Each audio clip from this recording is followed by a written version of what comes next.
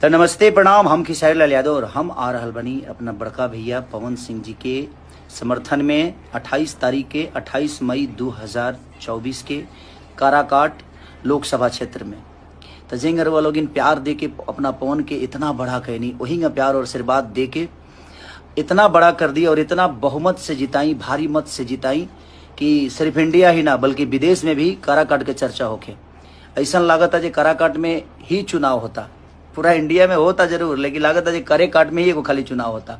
तो हम आ रहल बनी विक्रमगंज, नोखा, ओबरा, गोह और बारूड़। तो ये 5 जगह पर हम आ रहल बनी अपने भैया के साथे उनका समर्थन में। उनकर चुनाव चिन्ह बा कैची छाप, जे विकास नहीं के ओकरा के काट के हटावे खातिर कैची छाप मिलल बा उनका। तो वो लोग नहीं, और हमरो सबसे मिले आवतनी हम और हमारे बड़े भाई पवन सिंह जी।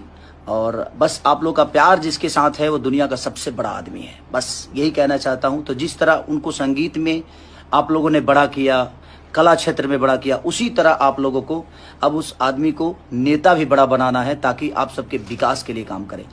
तो लव यू, हम मिल रहे हैं 28 तारीख को आप सबसे काराकाट लोकसभा क्षेत्र में और विक्रमगंज से स्टार्ट करेंगे हम। तो love you all, thank you.